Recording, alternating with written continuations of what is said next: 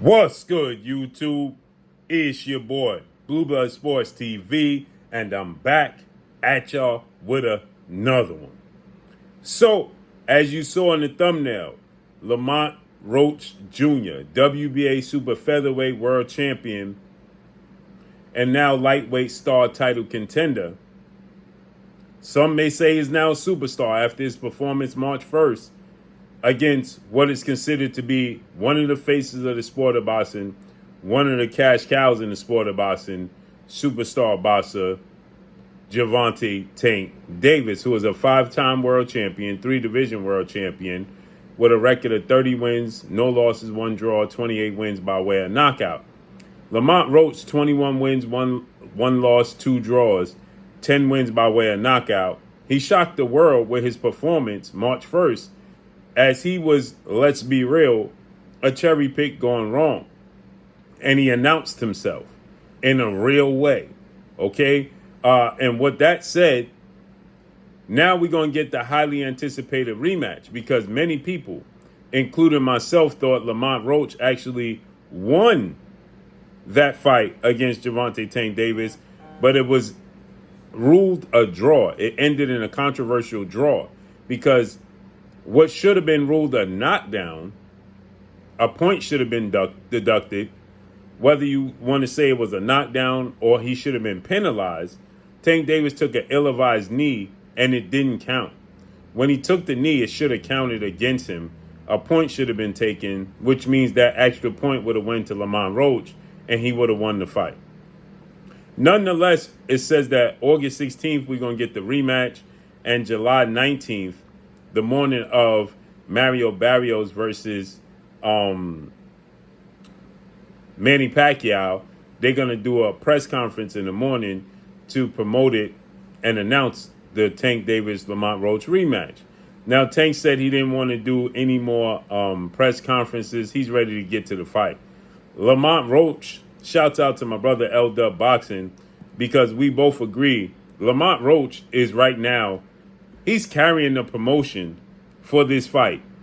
And Lamont Roach is letting it be known that now Gervonta Tank Davis, he done messed up. And what he messed up by doing, and I thought this was great to touch upon, is Lamont Roach, he stated Tank Davis done messed up and let him get in shape and get acclimated to lightweight, right? And he had his strength and condition trainer there. You can look at it on the Reaper. Lamont Roach's channel is called the Reaper Revenge. And he stated that, people were saying that he was fat because now he's bulked up, okay? So he said that people is now saying that he's fat and or, they're saying that he's on performance enhancers, okay? And so he attested to it. He addressed it. He said, I'm always in the gym. I'm not fat and I'm not on performance enhancers. But after what I do to Gervonta Tank Davis come August 16th, y'all gonna think that I was on performance enhancers and you could blame this man. And he pointed to his strength and condition coach, right? And this is something that I didn't even take into consideration, right? I'm talking about the performance. I talked about the performance that he had and the performance he's going to need moving forward. I talked about the performance that Tank had or lack thereof had and what he's going to need to do moving forward. And I talk about Lamont Roach, the element of surprise being removed. But one thing people don't discuss, and I haven't myself, is that now, unlike the first fight, Lamont Roach is going to be fully acclimated to 135. Similar situation. I'm going to give y'all an example.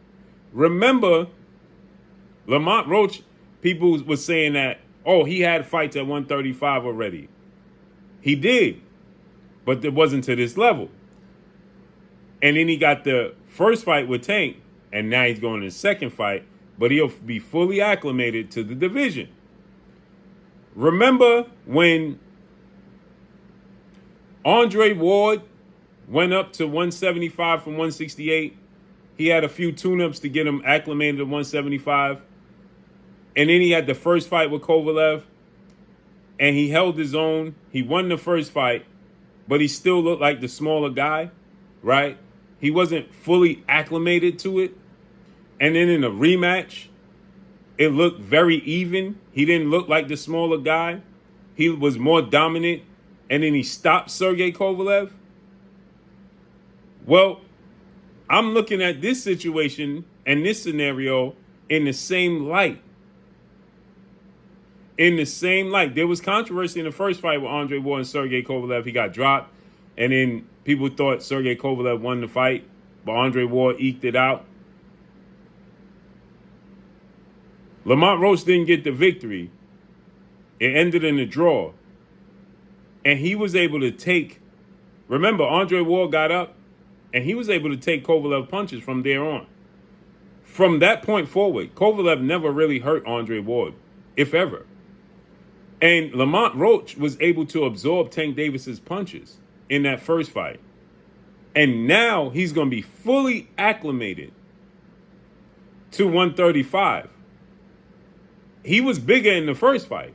He's going to be much more durable and probably much more bigger in the second fight and be able to take his punches even better moving forward now that he's gotten himself acclimated to 135.